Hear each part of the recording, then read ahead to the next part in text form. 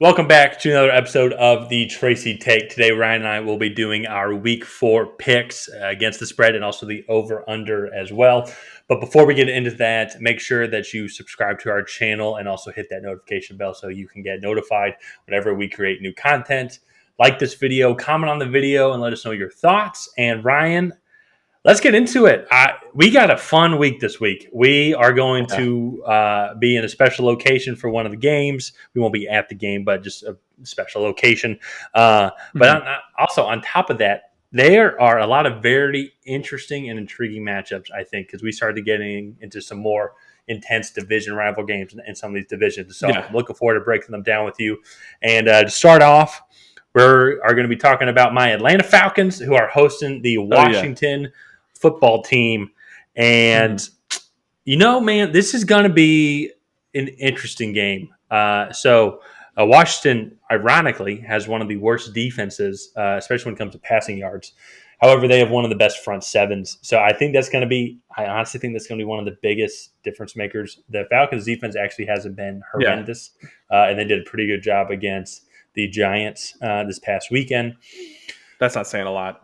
That's not saying a lot. I know. Just give me something. Washington offenses are comparable, I feel like. Offenses, yeah. Washington is a 1.5 point favorite, and the over-under is 48. Part of me kind of has to go against the Falcons here. I think just going with Washington. I think that front seven is just going to be too much. Now, it is 4 weeks. It is the fourth week into the season, so maybe the Falcons kind of figured something out with Cordell Patterson. Kyle Pitts might be available. They might be able to set up some schemes for him. But I think the Falcons' offensive line is too weak to really prevent Matt Ryan from just getting shellacked in the trenches.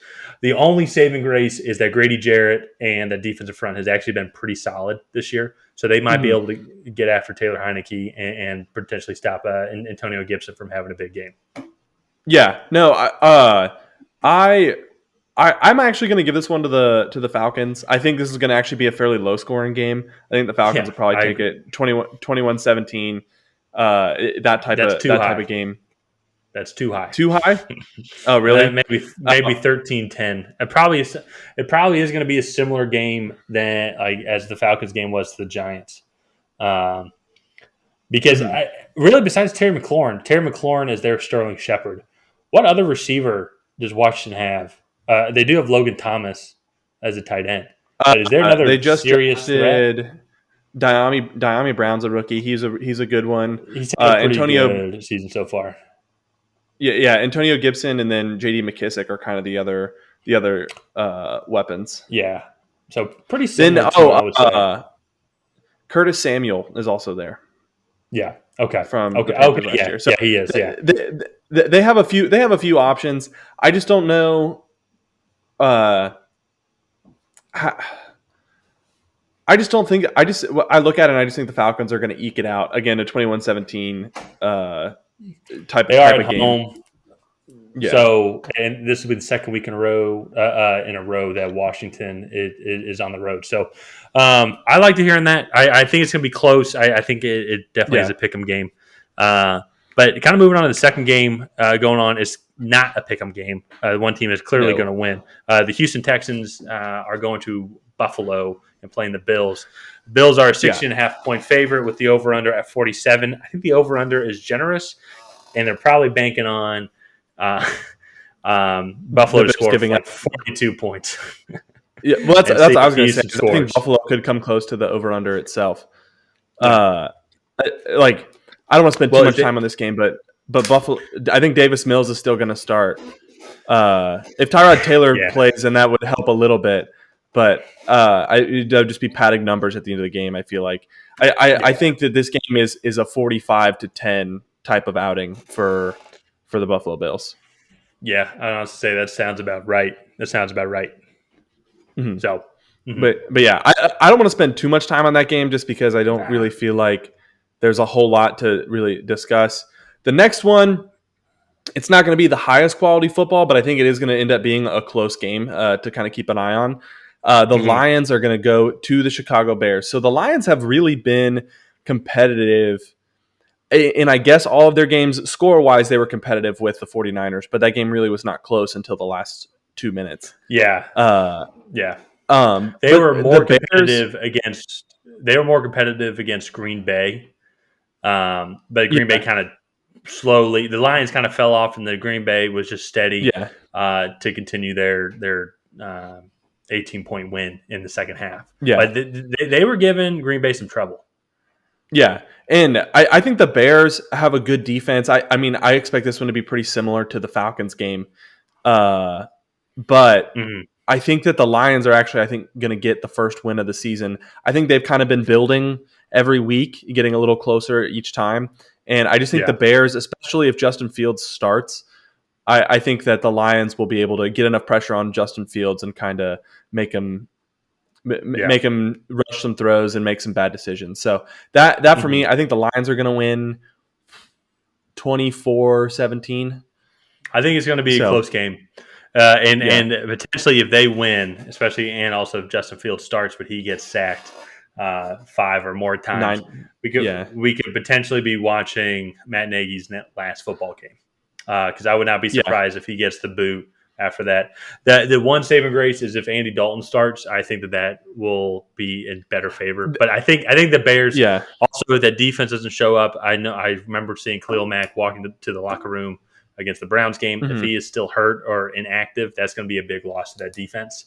But I was actually recording this on Tuesday night, so injury reports have not really come out yet for the week. So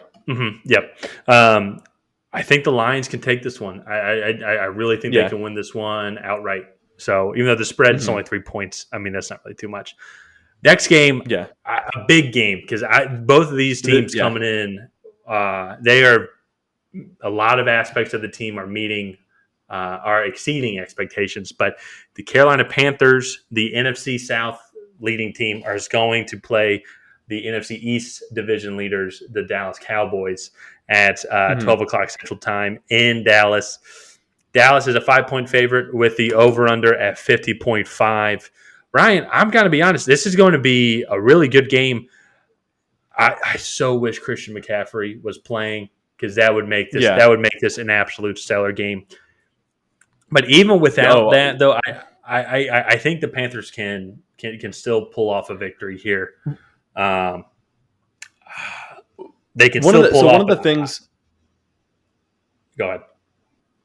So one of the things that I really like about the Panthers that they've been doing this year so far is they haven't really been dependent on one specific player to kind of get all the production. They've been kind of like grinding out wins and beating teams in the trenches, and then letting some of those skill position players fill in and make plays. Then they're not really like, well, let's just get Christian McCaffrey out in space and see if he can make a guy miss. To me, they're taking a much more sustainable approach to the season. And while the Cowboys win against the Eagles on Monday night was impressive, they are coming off a short week. The Panthers are going to have a long week to go into this game. And I just think the Panthers are better than the Cowboys right now. I really do. I think it's going to be really close. And the Cowboys defense looked good, but it was against a hurt Philadelphia offensive line. And so it's interesting. This is a really close one. That's going to be the X factor. Is going to be that Dallas defense because they did show out. They did very well against Philadelphia. I think Philadelphia might be a little overrated. I think a lot of people were excited over their Week 1 win against the Falcons. But I agree with you. I think if that defense can actually show out and stop his Carolina offense, even without Christian McCaffrey. But I mean, they still have Chuba Hubbard in the backfield. He's no slouch, I sort of say. But there's plenty of other weapons from that offensive side. The Panthers did lose J.C. Horn on defense, I believe probably for the season with a broken foot, so they're going to have some cornerback trouble. Yeah. But there's still a lot of other great aspects of that Carolina defense. It's going to be a shootout. I would love to see the NFC South pull this one out. I would just love to see the NFC East also just suck as well and just have another losing team. I just think that's funny and have it be the butt of the league. But Dallas is going to be able to put up some points, and Panthers are going to have to be able to match that.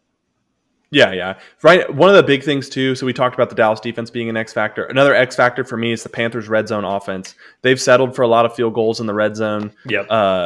And I'm really looking for them to kind of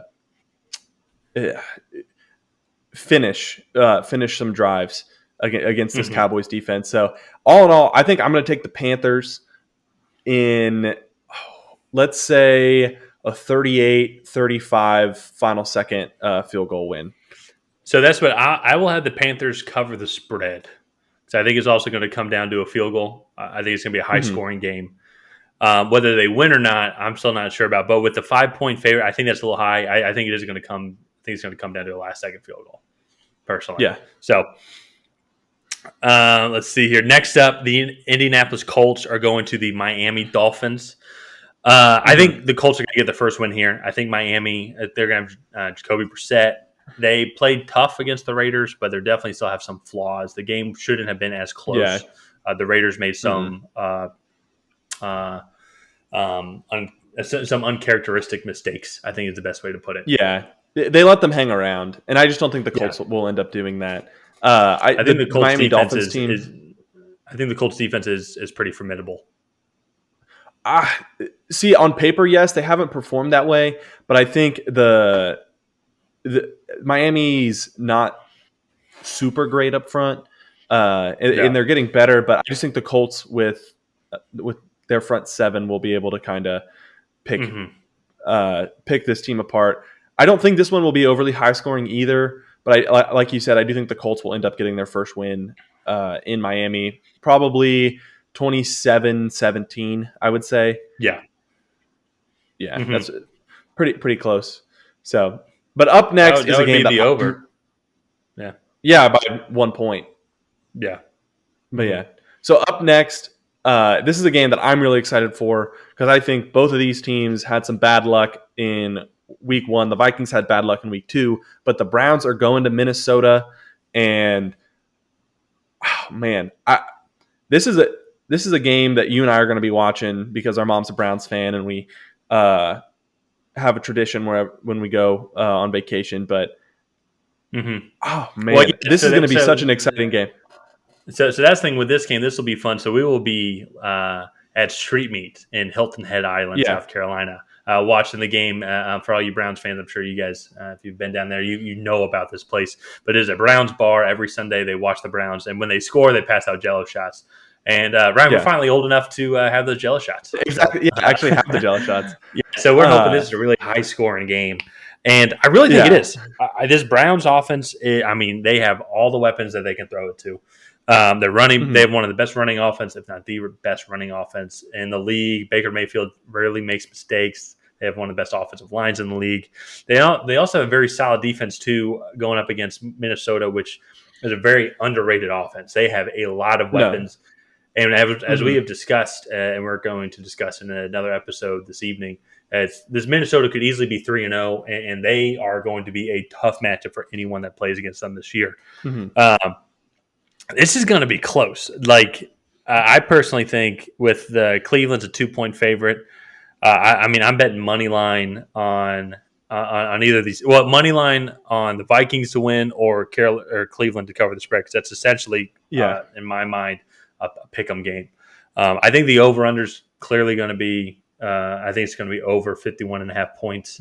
I think they're going to be able to put up some points against Minnesota, and Minnesota's offense is just too high power to not score 3-4 touchdowns in a game.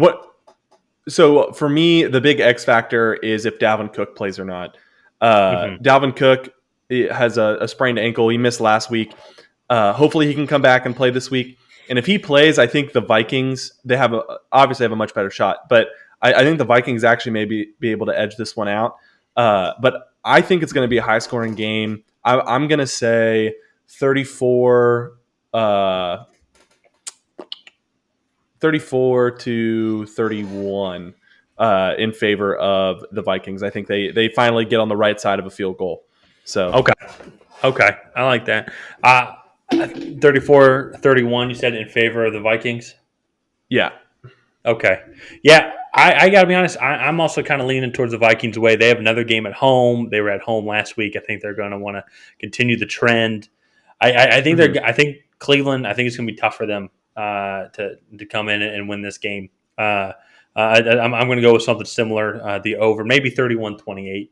something like that, maybe similar score to the Browns-Chiefs game. So, next up, a not as exciting game. The New York Giants are going to the New Orleans Saints. The Saints are 8-point favorites with the over-under at 43. Honestly, this is really hard to tell because when the Saints played a previous really good defense, I say the Giants' defense is as good as the Panthers, but the Panthers stopped them. The Saints' offense is very inconsistent, and so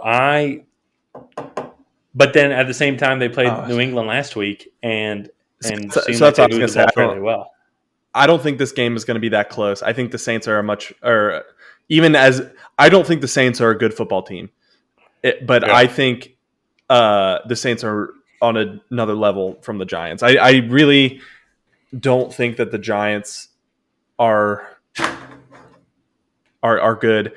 And I think the Saints will do pretty much what they did in New England. I think they're just going to blow them off the ball and and do that and just try and beat them in the trenches, because I think that's how the Saints are going to win games. So, well, that is the clear X factor for any game with New York Giants is their offensive line is one of the weakest, if not the defensive weakest. line. No, their defense is actually not horrible. I guess defensive line specifically. Their secondary makes up for it. Their defensive line is not very good. Yeah. Okay, that's fair. But yeah, I think sticking with the NFC South, I think the Giants just have some issues. Yeah.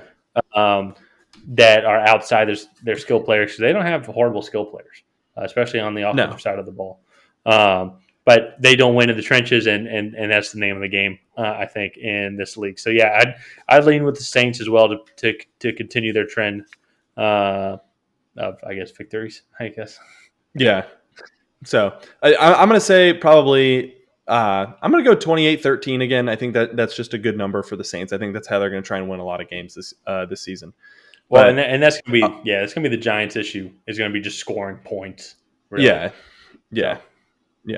But up next, we have another 1:00 game here on the East Coast, and it is not in where you live, but it is the team in which you live. The Tennessee Titans are going to the New York Jets.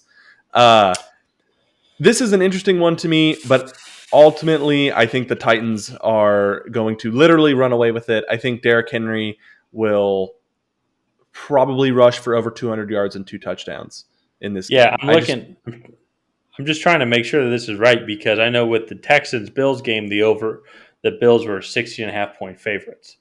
But with the Titans-Jets game, Tennessee's only 7.5 points. I mean, that seems like an easy – I think Tennessee's going to easily cover that spread. The Jets have not. The only reason why they stopped the Broncos' offense from scoring was because the Broncos didn't want to score anymore. They were just like, we're just going to run the ball, and then they were about to score in the fourth quarter, and then they fumbled the ball on the 3-yard line. This Jets defense can't stop anybody, especially when it comes to the run. And you only have the best running back in the entire league. I could see him going for 250 yards in this game. Yeah. So I agree. I think the final score is something along the lines of 31-10. And I think Zach Wilson will have a turnover or two here or there. So most likely a turnover or two here or there. The one thing I will say, the Titans defense, I still don't think is that spectacular. But so I think that's where the Jets will get a touchdown or two, especially through the air. So, but I agree. There's no reason why Tennessee shouldn't score a touchdown every single drive. Even if Taylor Lewan doesn't play and he's still injured, it shouldn't matter. I think the Titans are going to cover the spread. Over under, that's going to be tough, only because this is one of those games similar to the Bills. It's 46 points right now. Is it going to be 35-17? Where the Jets still go and score, or is it going to be, or are they banking on the Jets not scoring at all, and the Titans are going to have to put up all the points? You know what I mean? Are they going to put up 49 points, so to say? So that's what's going to be the interesting part on when you bet on the over-under. Next up, the battle of the 1 and 2 teams. One team, I was expecting them to be 1 and 2, but the other team I was not. It was the Kansas City Chiefs are going to Philadelphia. Kansas City is a 7-point favorite with the over-under at 54.5. I personally think Kansas City is going to win this game. I think their offense is just too much for that defense. I think as we saw with the Dallas game on last Monday night, I think the talent. I can't believe I'm saying this, but Dallas defense I think is actually a little bit better than Kansas City. So I think the Eagles can keep it close. That's not hard to believe. I don't think Kansas City's defense is all that. That's fair. I think it's going to be the over, and I think Kansas City's going to score more touchdowns than them. I think they're just going to be able to just put up more points. Essentially, for all the talent that Dallas team has, I think Kansas City can match it and more. And I just don't see any way that the Eagles are going to be able to get. I mean, Dak Prescott was standing with 3-4 yards of space. They were able to run the ball pretty much at will, and the Chiefs have that rejuvenated offensive line. So I think this one is a 45-24 type of shellacking, and I think the Eagles are going to score 2 touchdowns in the second half of the fourth quarter. So, that sounds about right. Actually, I would say something similar. Yeah. But up next, probably my favorite game to watch is going to be the 4 p.m. East Coast Arizona Cardinals at Los Angeles Rams. Los Angeles Rams are coming off a huge win against Tampa Bay, a huge confidence boost. But both teams are 3-0. That's for the lead in that division right now. And, man, this is going to be one heck of a game. The over-under is at 54.5. I can't imagine a scenario where this game scores under 60. Well, so I guess they did do that with the Buccaneers Rams game, right? That was 58 points. But this Cardinals offense, though, I mean, you can make an argument that this Cardinals offense is more explosive with how elusive Kyler Murray is. Because it's going to be, can the Rams defense, which is probably the best defense in the league, or one of the best defenses in the league, can they stop? Can they contain them? Can they contain the Cardinals offense? I think the Rams are going to do. I think the Buccaneers defense is better than the Cardinals defense. So I think the Rams can put up a lot of points against the Cardinals, and I think the Cardinals are going to have to match that. Here's going to be the thing. Here's the reason why the Rams were able to stop the Buccaneers. Aaron Donald was able to get pressure up the middle, which is Tom Brady's kryptonite. That is literally how he lost 2 Super Bowls to the Giants and then 1 to the Philadelphia Eagles, is that they were able to either get pressure with 4 or get pressure up the middle, or both of those 2 things. And so that is why they were able to hold the Tampa Bay Buccaneers to 24 points. If Aaron Donald if he gets half the pressure, I think that is a 34-31 game at least. Right. And so both of these teams, so 6 games total, they've gone over 30 points 5 out of the 6 times that these teams have stepped on the field. Yeah. So I am expecting this one to be a high scoring shootout. I'm very excited to watch this game. Final prediction. I think the Cardinals are actually going to pull this one out. I think the Cardinals are going to pull it out 38-35 with probably a last-minute final drive touchdown. Yeah, I could see that. The one thing, though, and I know I've been high on Kyler Murray as a potential MVP, and I think he still can get that. My one thing, though, it seems like, especially against the Vikings and Jacksonville, he had some very poor decisions that stopped that stopped game-changing drives that turned into interceptions and stopped all the momentum that they had. And against this Rams defense, you can't do that. I agree with you. I think it's going to be a shootout, but I think Kyler Murray is going to have that mistake that it's probably going to turn on the light switch like, hey, I need to be smarter with the ball. And I think he's probably going to try and force ball to DeAndre Hopkins when they're up.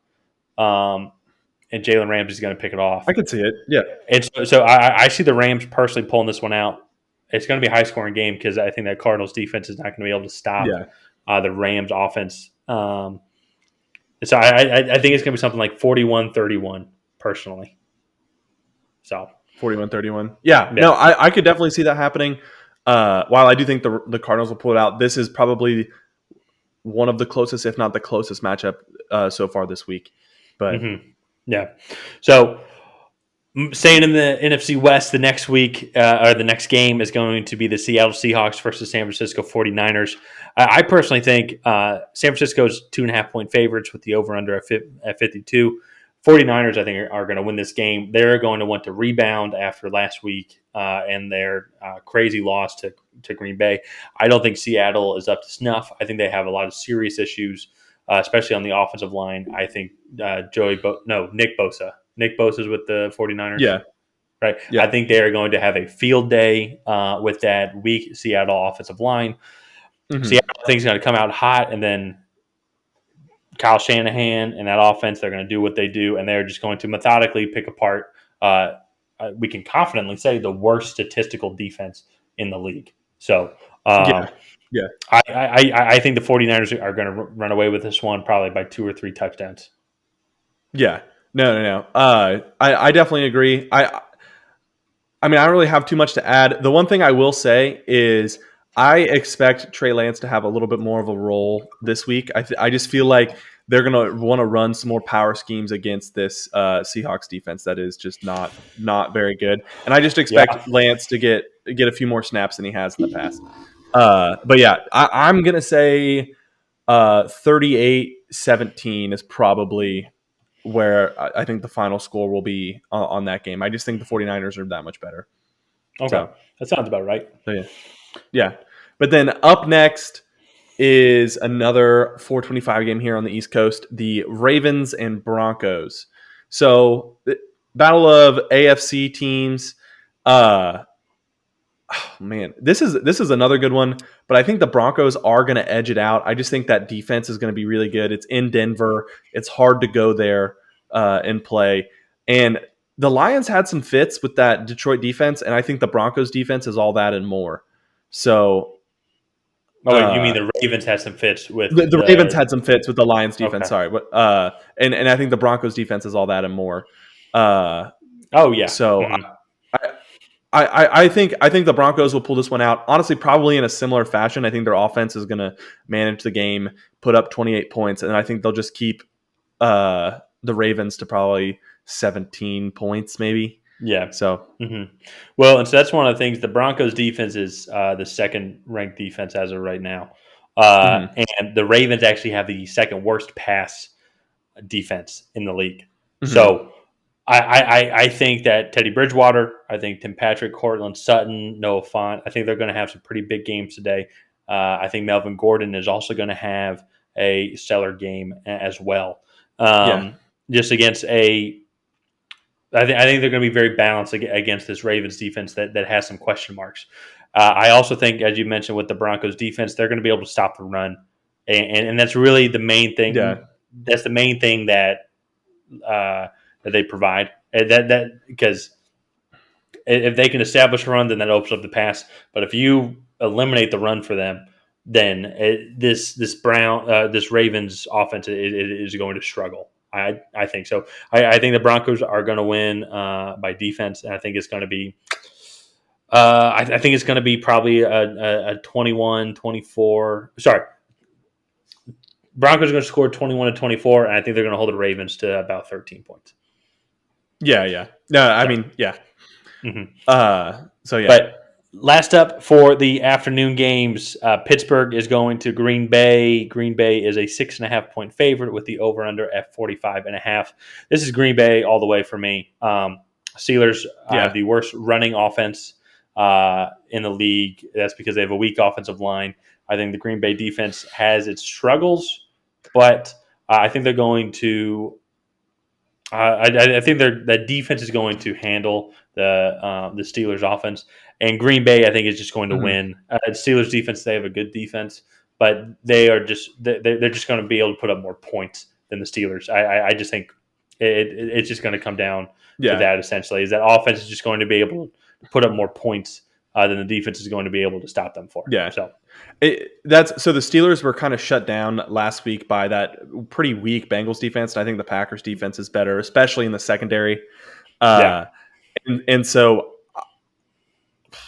I don't know, like 6.5 is a little low to me. I think this is I think the Packers win 35-14. Like I really don't see the Steelers being able to move the ball that much.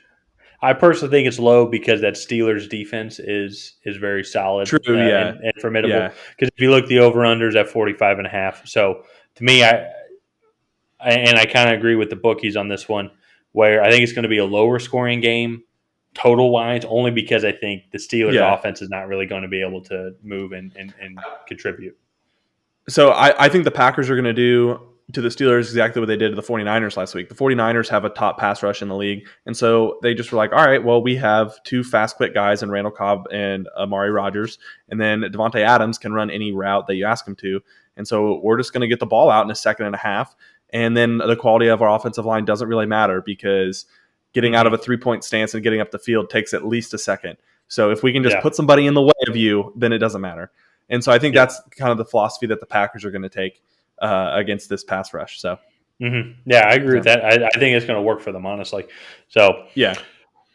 Last up, I would say it's going to be. We don't have to talk about it. We don't have to talk about it. You don't want to see? Nah. Okay, we don't have to talk about it. We could do its own separate video that everyone would love to see of Tom Brady returning to New England.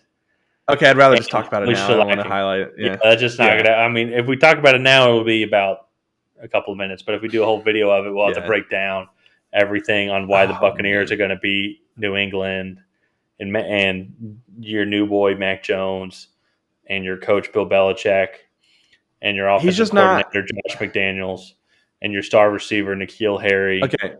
And Vince Wilfork was going to be making Harry. Okay. All right.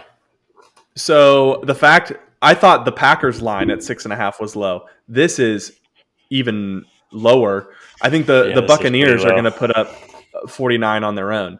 A little prop bet for everybody. Tom Brady's going to throw for 350 yards and 4 touchdowns at least. Oh, he's going to throw at least 2 to Rob Gronkowski. And the Patriots are going to frustrate everybody because they're going to come out and they're going to try and run the ball against the best run defense in the NFL right now. And it's gonna make me mad because Mac Jones is going to be forced to make some throws and he's going to get turnovers. But look, there is one way I think the Patriots win this game. And it is the fact that the secondary for the Buccaneers is just extremely injured, and they finally let Mac Jones just let it rip, and they somehow put up 35 to 40 points on the Buccaneers and control time of possession. Because Tom Brady and this offense are going to just destroy this defense. So that's one thing.